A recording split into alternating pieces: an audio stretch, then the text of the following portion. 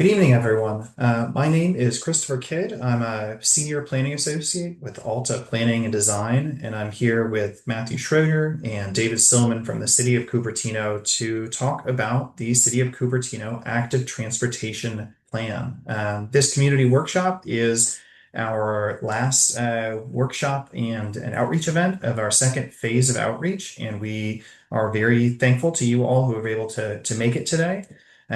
We will be providing a presentation tonight, followed by a question and answer session.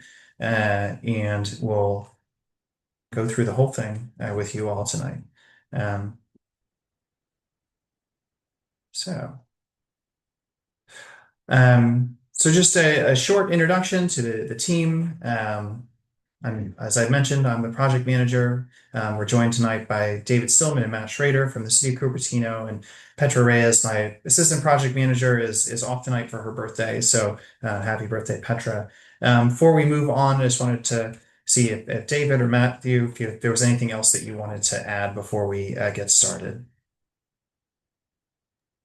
No, just appreciate everyone joining to learn more about the project and look forward to the Q&A afterwards. Great. Um, Go ahead, David. No, I was just gonna Oh, say nothing else from me. Thank you everybody for attending. Look forward to hopefully good discussion. yeah.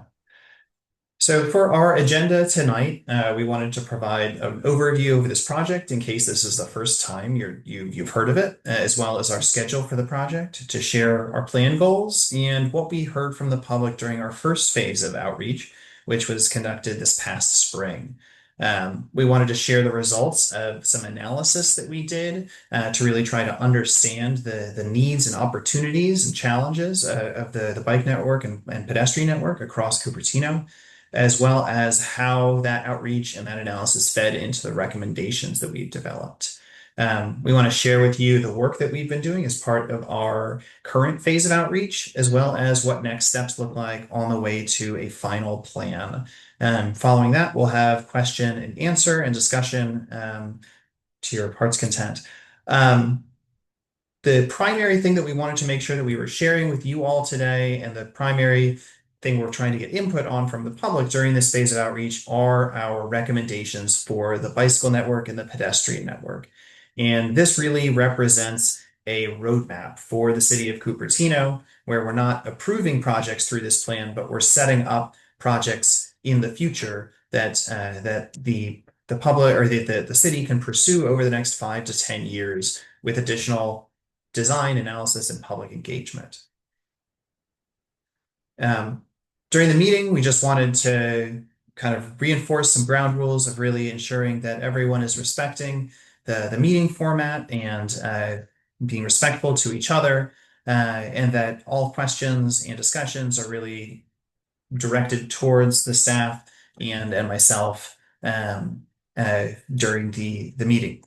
Um, if you have to leave and you're unable to stay, everything that we have for this project is at cupertinoatp.org. The email address at the bottom is the best way to reach us. And there's a wealth of information as well on the city's website. Um, Before our just kind of getting started here, we have a poll that we have available for folks to use on your phone. You can use your phone to scan this QR code or go to menti.com and put in the code listed here. And if you're able to log in through that, we'll give a little thumbs up, and there'll be a little symbol there down there at the right. So it looks like a few folks are being able to log in, which is great. And we can go to our next item here. So we'll start our poll here. And if you weren't able to log in, you can always use the code that's at the top of the screen here. But this first question, we're asking folks to just share all of the different ways that they get around Cupertino. You don't have to pick one, you can pick as many as work for you.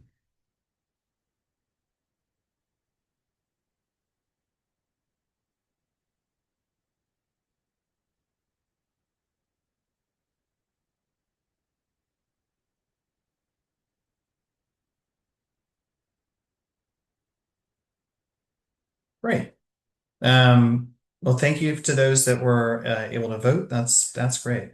Um, so first of all, we wanted to talk about, well, what is an active transportation plan and why are we doing it? An active transportation plan really covers projects and programs and policies for both walking and biking, but also things like scooters and rolling, and all of these new devices that we're seeing out in the world.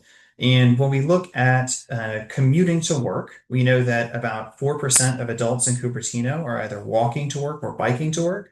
But of course, we know that's not every trip that people take in the city. And we also know from our Safe Routes to Schools data that about a third of students are currently walking or biking to school. So that's a lot of trips on our streets. We know that 30% of all car trips that either start or end in Cupertino are less than 5 miles. And that's a distance that is feasible for some folks to potentially use an active mode like walking or biking or an electric device instead of driving. That's not true for everybody in every short trip, but it is true for some of them. We also know that there's a really high number of recreational trips in Cupertino. There, through Strava Metro data, we know that there's almost 2,000 trips a week where people are either jogging or biking for recreation through the streets of Cupertino. And kind of looking at the other side of why we're doing a plan like this, we know from the city's Vision Zero action plan that 60% of all serious and fatal traffic crashes and collisions in Cupertino involve people walking or biking. And for looking at the commute mode share being 4%, we know that there's this enormous overrepresentation of serious and fatal injuries involving people walking and biking. So when we look at safety and Vision Zero reducing our injury collisions, we know we need to focus on the safety of people walking and biking. We also know that there's going to be a lot of new growth in the city of Cupertino. There's a lot of new growth all across the South Bay. There's lots of plans for new housing and being able to accommodate new neighbors. And we want to ensure that when we have new neighbors come into our community, that we're maintaining the quality of life for the people who live here today. And one of the ways that we can do that is really ensuring that people have as many options as possible to get around so that they don't have to drive. And when they can leave their cars at home, they do. Um, we also, as I mentioned at the beginning of the presentation, we're really trying to create a roadmap for the city staff to have certainty and stability for what types of projects can make the best benefit within the city and what projects have the support of the public so that when they bring those projects to city council, they have a really high degree of confidence in being able to deliver them and do right by the residents of Cupertino. This is our project schedule. So just to briefly go over this, we started this project in January of this year. We launched a public outreach phase in the spring, and we took that and as well as our data collection and analysis to develop our project recommendations over the summer. Near the end of August, we launched our public engagement phase for this current phase, and we've been doing events throughout September and October. And we are now in the process of starting to pull together our draft active transportation plan of bringing together all of the public engagement and the input that we've gotten on our recommendations, turning that into a document that we'll be bringing back to the public in the new year. That'll be a commentable PDF where people will be able to leave comments directly on the document and see all other comments that are being left as well to have a really transparent process to make sure that the public feedback is being truly incorporated into a final plan that we hope to bring to City Council in the spring of next year. To briefly go over the plan goals that we have, these are goals that are largely drawn from other pre-existing plans across the city that we've been looking at and integrating with. And really, we wanted to focus on these 6 key areas. The first being safety, especially the Vision Zero Action Plan's high injury network, where the vast majority of our serious and fatal injury collisions are happening. We want to improve access. We want to improve access not just to jobs, but to schools, to parks, other destinations for a broad range of people. And when we talk about access, we also mean we talk about having options for moving around that are safe and comfortable for the broadest range possible of Cupertino's residents. We know that maintenance is a big priority for residents within the city, that when the city builds new infrastructure, that they maintain it well and that they have a plan to do so going into the future. We also want to use our investments to improve air quality and quality of life and climate and reduce emissions and increase public health. Um, we also have a goal of multimodal balance to ensure that we are truly balancing the needs of all Cupertino residents and all the ways that they move around when we look at projects, and we're not prioritizing one way of getting around over another. And lastly, fairness. We want to ensure that the investments that the city makes are distributed to all neighborhoods, that everyone gets to benefit from the investments that the city makes. With that, we wanted to move on to discuss and give an overview of the community engagement that we've done to date. As I mentioned, we had our first phase of public outreach back in the spring of this year that included 9 pop-up events and 2 community workshops, one in person and one virtual like this tonight. And as part of promotion for that, we distributed 36 different promotional signs all across the city and a broad array of communications through the city and their partners to get the word out about this project. In that first phase of outreach, we reached almost 1,500 people and collected almost 3,000 public comments. And those were received through our outreach boards that you can see pictures of here, through a survey that we had online, an interactive web map, and discussions at workshops and emails that we received from the public. When we look at what does that input look like? This just shows a brief snapshot of where these comments were located, of people identifying different intersections that were either barriers to them, destinations they wanted to reach, things that they were concerned about. This map shows where a feature from our web map where people could look at the comment someone else left and either like it or dislike it or leave a comment to their comment. And we can see from the green dots, the larger green dots are where there was lots of agreement with comments that were posted, and the larger and more purple dots are where there was often sometimes lots of disagreement over comments that were left. And to kind of summarize some of the main themes that we heard from people was that there was a strong desire to create a connected network for people walking and for people biking, to make sure that we close the gaps and reduce the barriers that keep people from using those modes.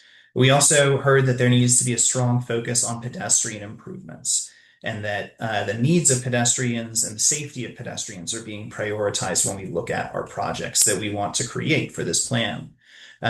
We also have heard that safety and accessibility were the 2 top priority plan goals. We asked people to rank their priority of the 6 different plan goals we developed, and safety and accessibility were head and shoulders above the others. And also we heard a lot about improving safety and access for schools and for school populations, especially near schools, but also on designated routes to schools. We also had heard that we need to make sure that we're really reflecting all the voices of Cupertino. There's people that agree with recommendations, there's people that disagree with recommendations, and both of those viewpoints are valid, and we need to ensure that we're really clearly showing the full breadth of opinions. We also had heard a lot of concern about potential trade-offs in terms of the potential for loss of parking sometimes or loss of travel lanes to be able to build different projects. And we really understand that that's something people are thinking about quite a lot. As I mentioned with one of our plan goals, we heard a lot about needing to maintain the investments that the city makes. And we also heard a really strong desire from people for the city to track their progress, to understand what the impacts are of the investments that the city makes in terms of improving safety, improving walking conditions, biking conditions, and helping people take trips in different ways. With that, we have another poll here where we're interested to see, did you participate in the public outreach that we held in the spring of 2025? And for anybody that signed in a little late, you can always go to menti.com and use the code at the top to sign in and vote in this poll.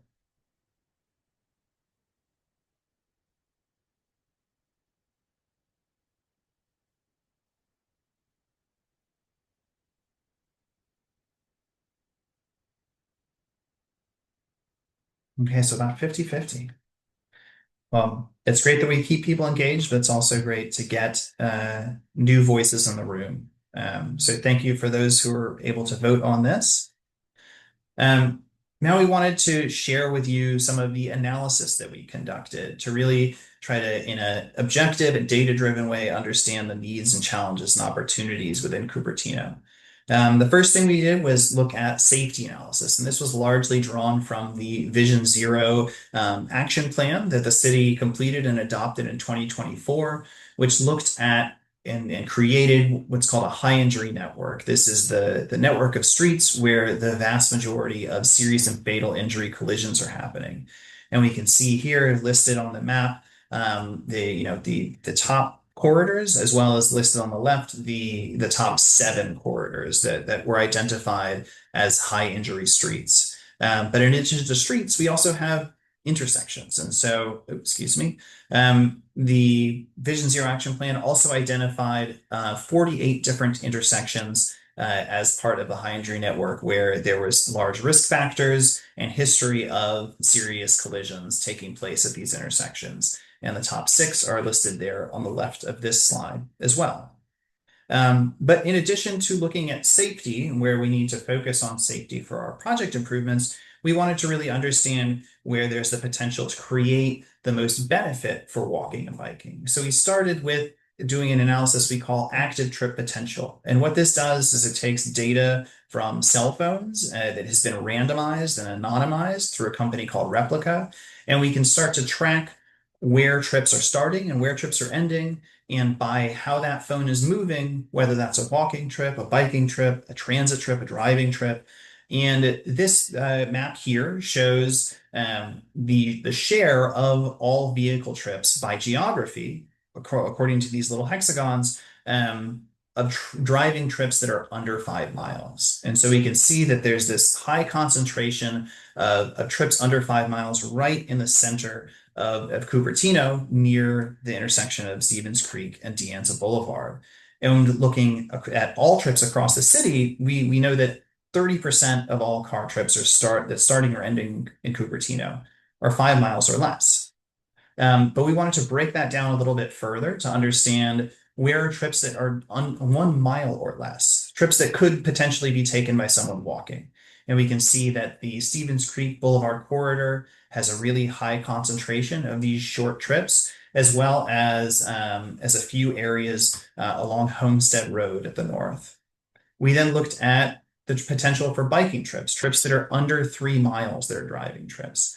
And there as well, we saw that there's a high concentration of trips on the Stevens Creek Boulevard, kind of in 2 groups to the west and to the east. And it looks like, oh, great. And I see that there's a question in Q&A that says if they can ask some questions about road issues in Cupertino. Yes, absolutely. So in the Q&A box, if you have any questions as we go through this presentation, please put your question in there. Matthew and David will be monitoring the Q&A box, and for any question that's answered, it will pop up in and you'll see the response that they give. So please feel free to use that throughout the presentation, but we'll also have Q&A at the end of the presentation itself. So in addition to our active transportation or our active trip potential analysis, we also did an analysis called level of traffic stress. This is a methodology developed at San Jose State University at the Manetta Institute for Transportation to use some objective data factors to quantify and understand the level of stress and discomfort someone might experience when walking or biking on different types of streets. And so this chart here on the left shows the LTS1 through LTS4, where an LTS1 represents a very calm and comfortable street that almost anyone would feel comfortable using, all the way through LTS4, where very, very few people would consider using that street and would feel very stressful about it.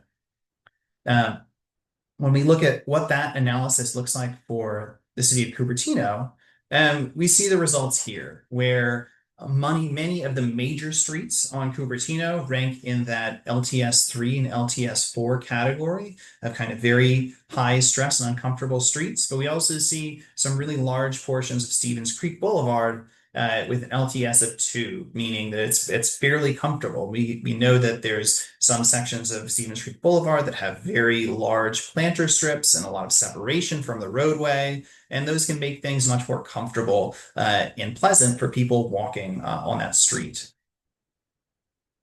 And we also did a similar analysis, but for the bicycle network, bicycle level traffic stress. And this again goes from LTS 1 through LTS 4, where LTS 1 is a street where almost anyone, including youth or older folks, would feel comfortable riding a bike on that street. And when we look at had the LTS analysis for the bicycle network, again, we can see some of these major streets have very high stress LTS, especially streets like De Anza Boulevard, where there's overcrossings of freeways, on Foothill Boulevard. But there's other locations like McClellan Road and the one block of Stevens Creek Boulevard that have a separated bikeway that show a very low stress for those portions. We then took our active trip potential, understanding where there's potential demand for walking and biking through short driving trips, and also looking at the level of traffic stress on the biking and walking networks to develop what we call stress adjusted short trips analysis. And what this does is it tries to understand where are there a lot of short trips that are taking place between different locations, and then looking at the available biking and walking network to understand how stressful that route would be if you were to walk or bike.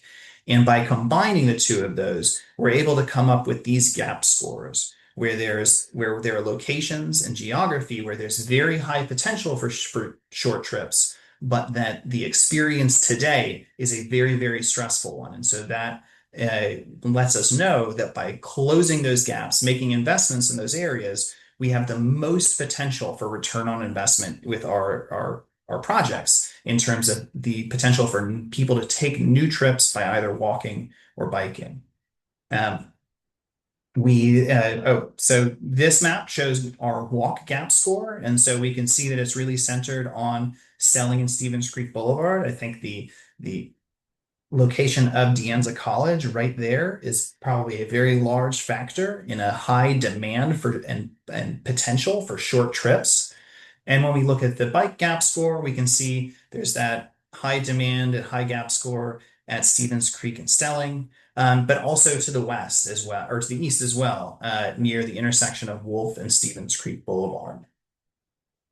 And so with that, sharing our public outreach, sharing our analysis, we wanted to walk you through the recommendations that we've developed and how we did it. In a very basic way, really the proposed projects we developed were taking the sum of all past plans that we had studied and combined those with the public outreach that we received in phase 1, as well as the analysis outputs. And by combining the 3 of those, we were able to come up with a set of new proposed projects, kind of building off of the old projects of the old pedestrian transportation plan, the old bicycle transportation plan, and other plans the city's done in years since.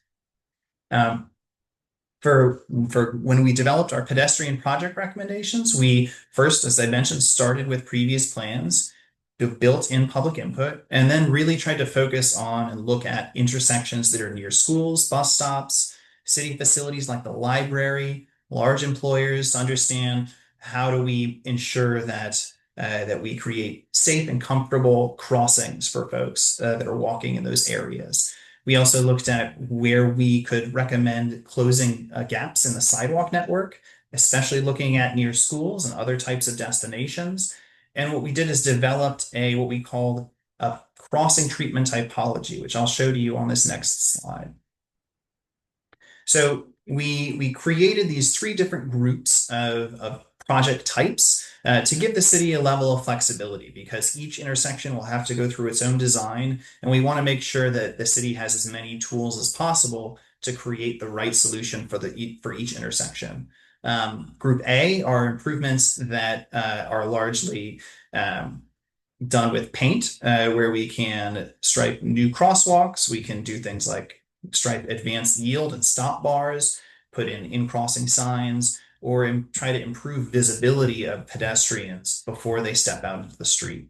Group B are the things where we build something. So these are geometric changes where we create a refuge island so you can have somewhere to stop in between crossing the street for different directions of travel, to build curb extensions to shorten the distance between crossing the street, or making curb ramp improvements. And Group C are looking at making traffic control changes. So looking at changing the way that we operate our traffic signals. So it's called a leading pedestrian intervals when you turn on the walk signal while the light is still red, and folks have 3 to 5 seconds to start walking before a light turns green, so they're more visible to someone turning right. But the city also uses what's called rectangular rapid flashing beacons. Those flashing lights that flash side to side at some unsignalized crossings to help improve pedestrian visibility and driver yielding. And when we look at what does that look like across Cupertino, we have this very busy map, but it is available on the website and through our web tools. So this is not the only time you'll be seeing it, but we wanted to show where we've recommended new crosswalks, new intersection improvements, and new sidewalk projects. Um, so moving on, we have a poll here where we were interested if there's a particular street or location that you feel is important for a pedestrian project. And so you can put a street name or an intersection name, and we're just kind of interested in what you're thinking about.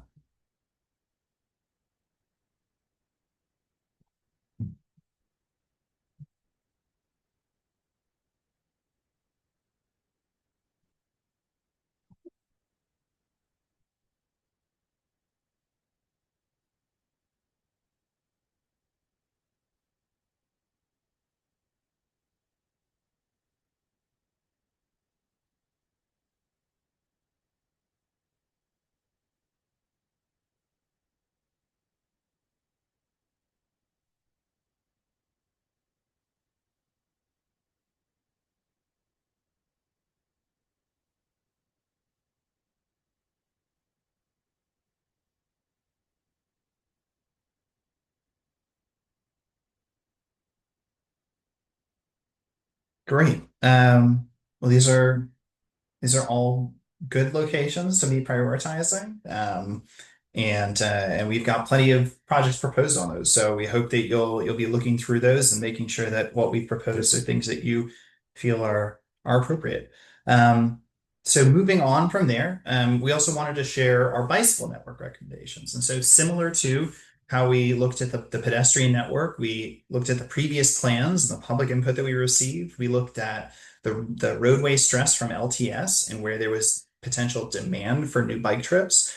And then we looked at the feasibility of some of these projects, of what type of work would be needed to be able to make some of these projects possible. And also looked at the context of the roadway to understand things like vehicle speeds and traffic volumes on these roadways to make sure that we're recommending projects that are appropriate to achieving a bike network that is comfortable and usable and inviting to the broadest range of residents.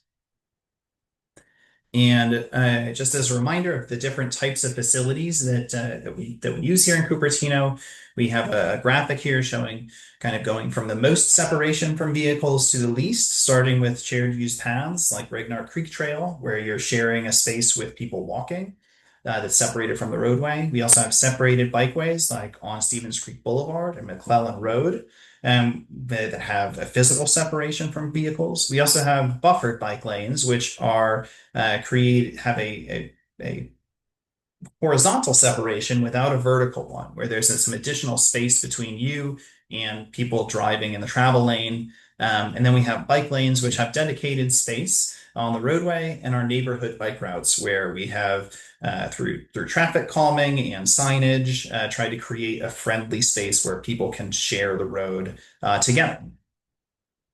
And what that looks like in terms of our recommendations are all the dashed lines on this map show recommended projects, and the solid lines are existing facilities. And you can see that there are a number of separated bike lanes, buffered bike lanes, as well as shared use paths like the Tim New Trail, as well as hopefully one day a trail along the Union Pacific Railroad right of way. Um, and so with that, we also had, oh, people looks like they've already put in some input, but if there's a street or location you feel is especially important for a bicycle project, we want to see that here as well. We'll give folks a minute or so to type in some of their thoughts.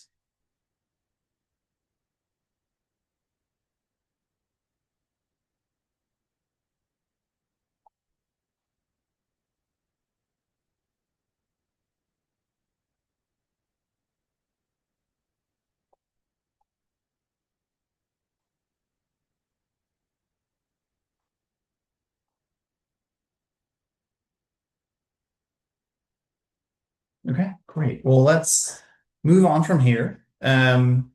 We also have developed a set of we call program and policy recommendations because active transportation is not just what you build on the street. It's all of the other things that we need to do to make things comfortable and safe for walking and biking. And so we have a series of kind of some examples of the different types of program and policy recommendations we have, starting with engineering recommendations like the ability to lower schools speed limits in school zones. We also have recommendations around encouragement of helping people to get out and walk and roll more, like walk and roll school days at Cupertino schools that's currently done today.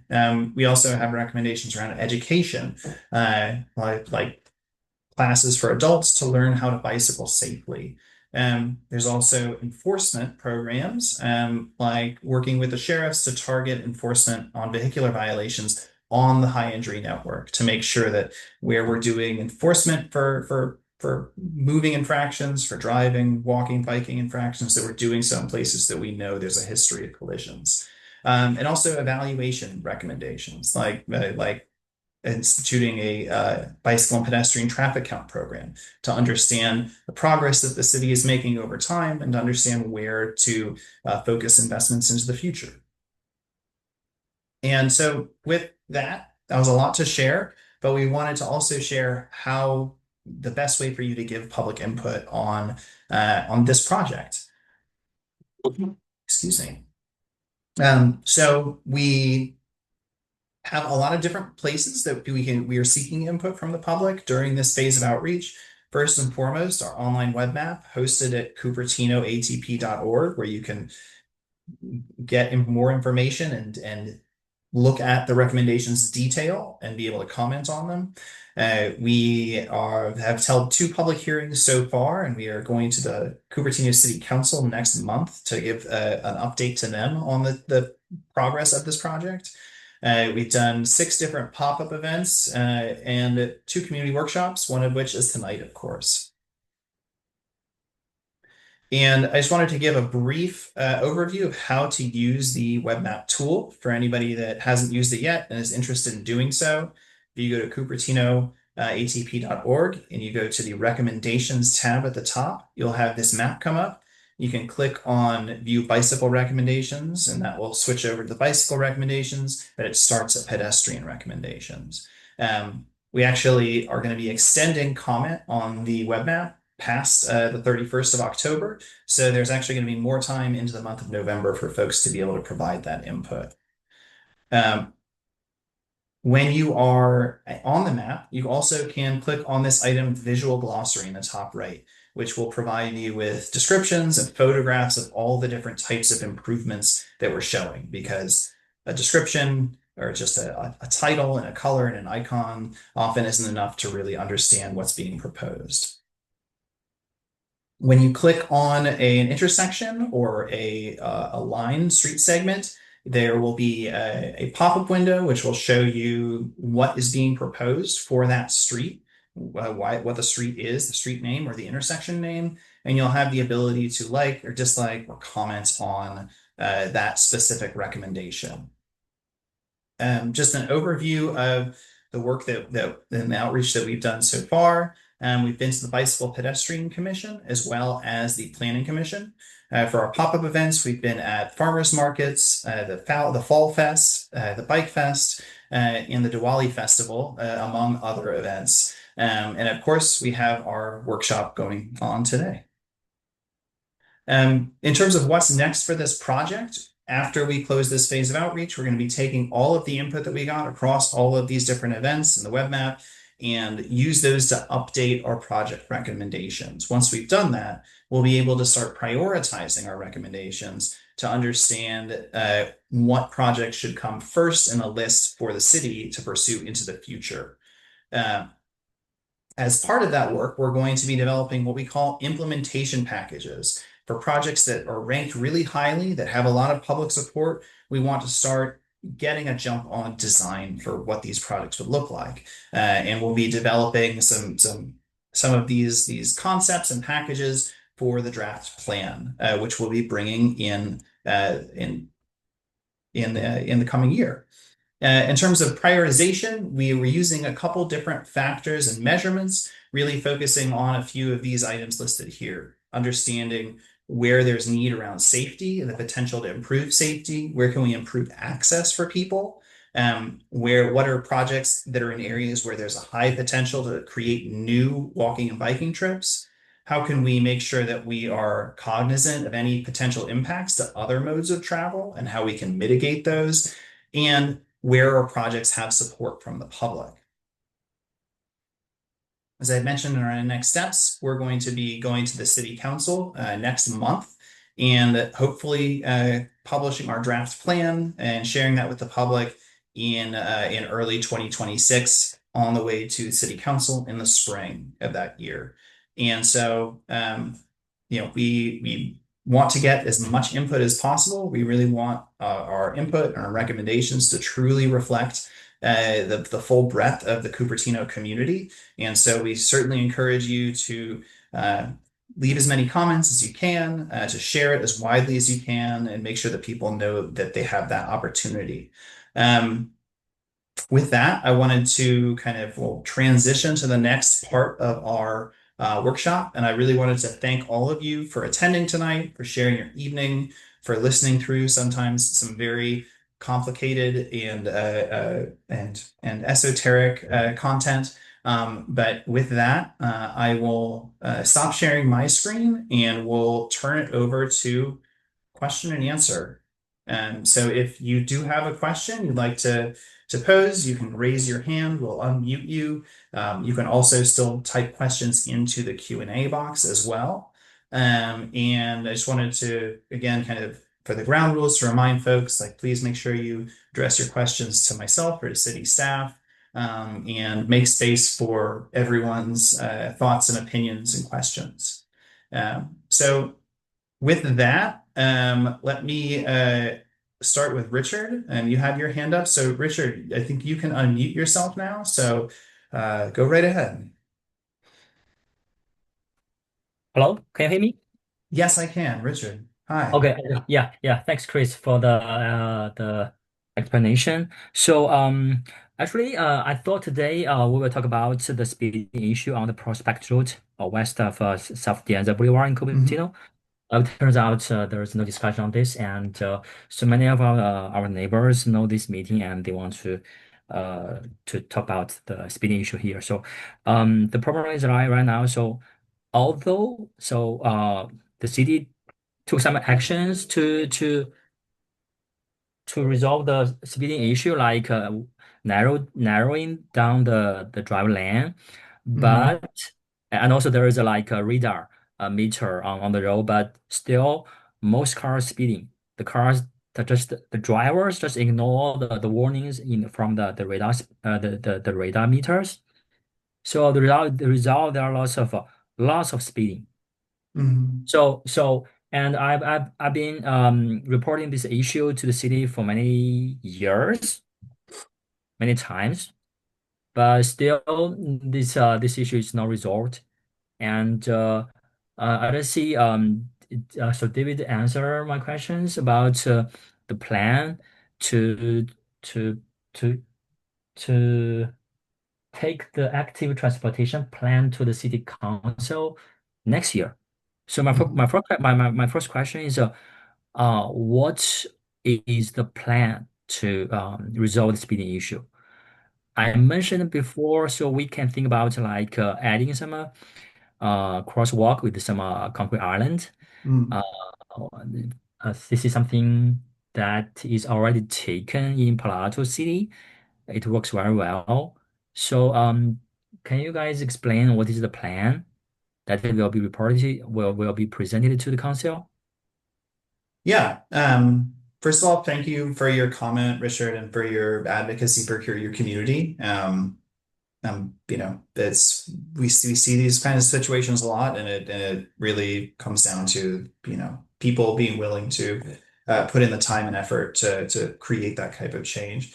Um, so for Prospect Road, we do have three different pedestrian intersection improvements recommended.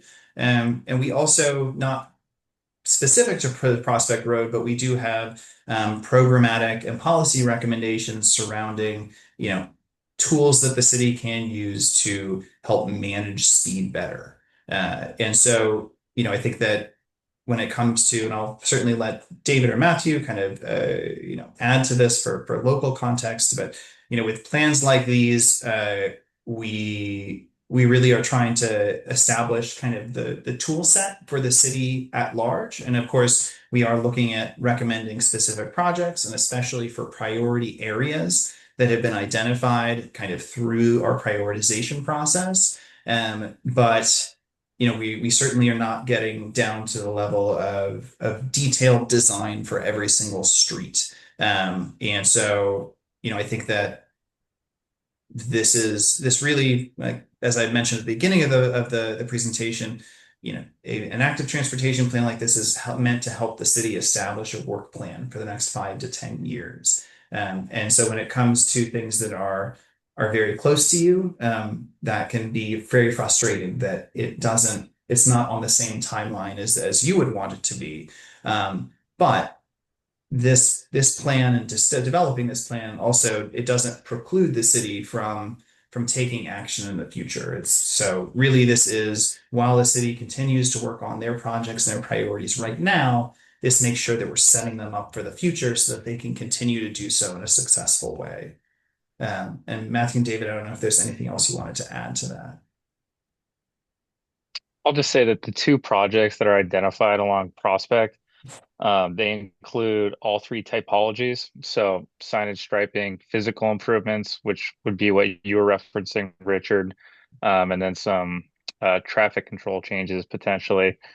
So if you're very passionate about improvements along Prospect there, go on the web map, like those, comment, try and add some uh, clarity about specific projects into the future. Because again, the intersections are grouped into these categories so that in the future we have flexibility to move forward with a variety of designs potentially. Um, but what's being proposed at those two locations is the complete toolbox. Toolbox. What is toolbox? Sorry, it just um, Well, we're actually, not I can limited. answer this Yeah. one, Matthew. So, if you actually go onto the web map, there's a button there called Visual Glossary, and you can scroll down, showing all the different types of pedestrian improvements and how we grouped them and according to category. And so, when we're saying that some of those intersections on Prospect have all three categories as proposed, that means that all of the different things that we listed in that visual glossary are on the table for future improvements for those locations. Mm, so, can you guys mention about details about what's the plan? I'm confused. So you guys guiding me to do some research by myself. So I'm just wondering if you guys can present something that will be planned for the council to make decision. Yeah, well, so as as we mentioned, the we're not proposing specific things and designing specific things for each of these intersections, but we are trying to identify what types of improvements we would want to pursue in the future for these different intersections and project locations. And so, we this is really, as I mentioned, this is a plan to set up the future work plan of the city. And so when they come to that project into the future, they have a reference point to say, these are the types of things we need to be looking at bringing to this intersection. And so, we're not in the design process yet, which is why we wouldn't necessarily be able to present on like the explicit things that would be done at a specific intersection. But we do want to say that, we know we want to improve this intersection. These are the types of things that we would want to do to it in the future. Okay, I see. So far, no detailed plan. Yeah, not Okay. yet. And when we develop some of our implementation packages for the draft plan, some of those will include some level of design detail, but we haven't selected what those locations are yet because we want to wait until we've closed our public outreach so that the public engagement, the public comment can be really fully integrated into what locations we look at for that more detailed look. Okay, so this issue has been there for many years. So if you guys present this to the city council in 2027, that's almost half a year away. Is there a way to expedite, make it faster? Like, can you guys present the plan to the city council in fall of this year?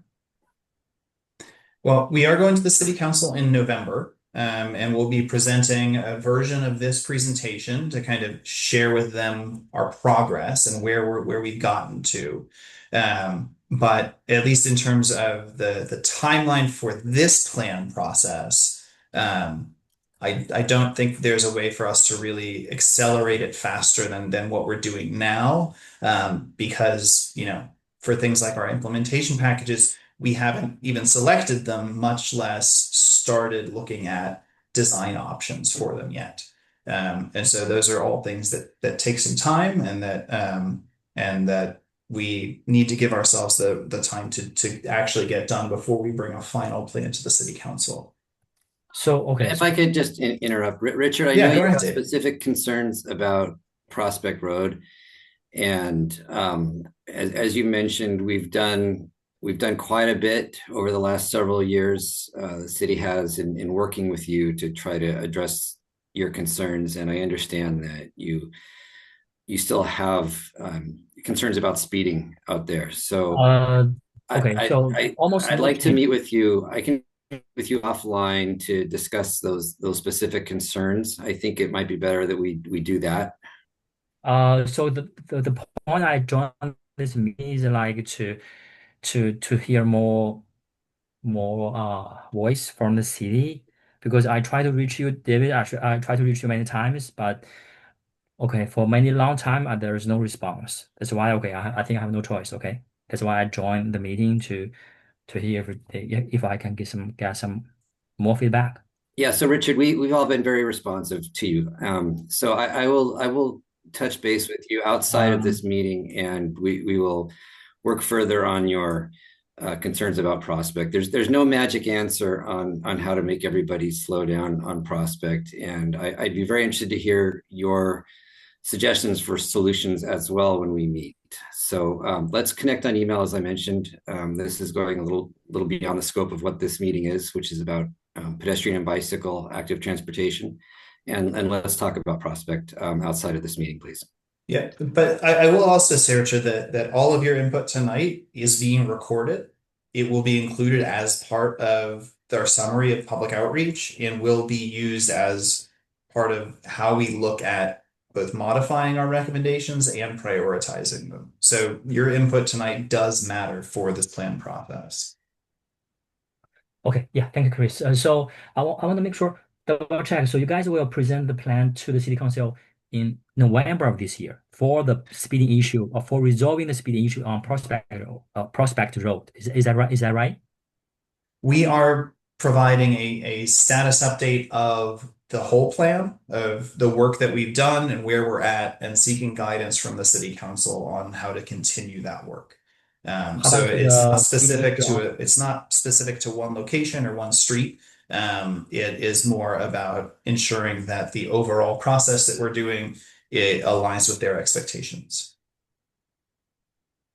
Okay, so you guys will not talk about the Prospect Road speeding issue specifically, or mention it. You guys will not mention this issue to the city council in November this year. Is that right?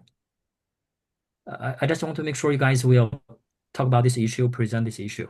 That is correct. We are not talking about Prospect Road specifically with the city council. It is one location among a citywide list of locations that we're looking to improve through implementation of this plan. So, which means like this is another half year or two. There's no action. Again, Richard, let's meet one-on-one to discuss Prospect. Okay. Yeah. Thank you, Richard. Appreciate your questions and conversation, but I would love to open this up to anyone else who has any other questions, or concerns or input, recommendations. If you raise your hand, I'll be able to unmute you.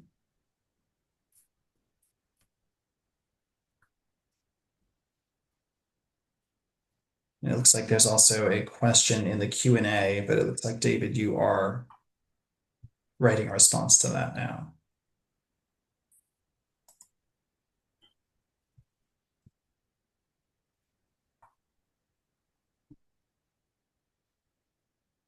Yeah, Charlie, go right ahead.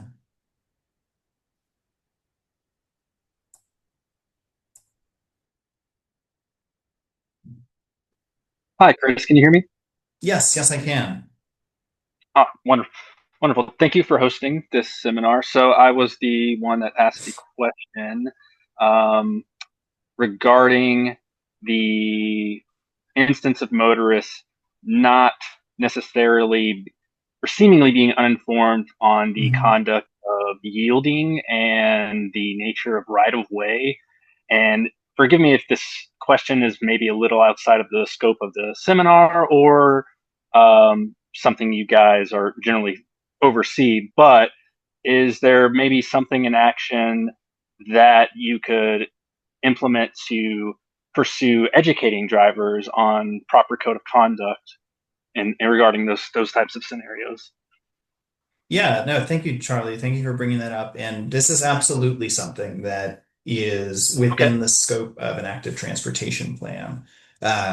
In addition to the infrastructure recommendations I've mentioned, we have these program and policy recommendations. And so doing things like public service announcements, education campaigns. I know that the Hmm. city had recently put up, Vision Zero safety banners in the medians across the city.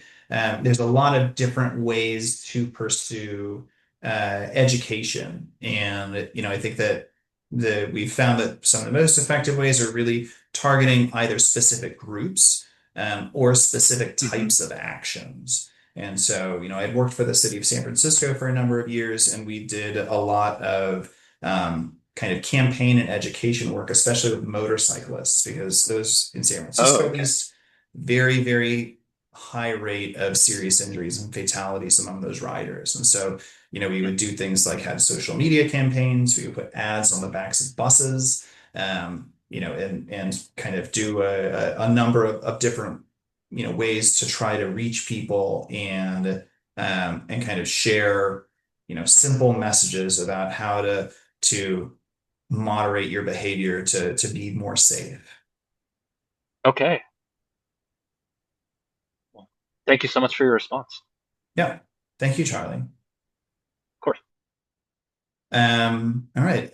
Is there anyone else that has a question, any input?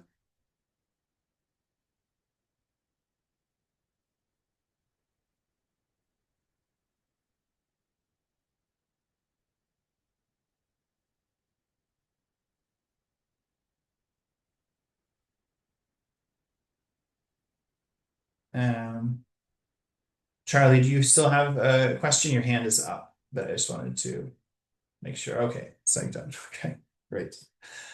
All right, well, if there are no other questions, I think we can wrap up a little bit early, but I wanted to thank you all for your time tonight, for spending your evening with us.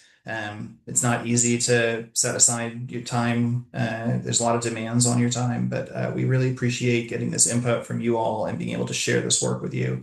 So with that, we'll stop the presentation and thank you.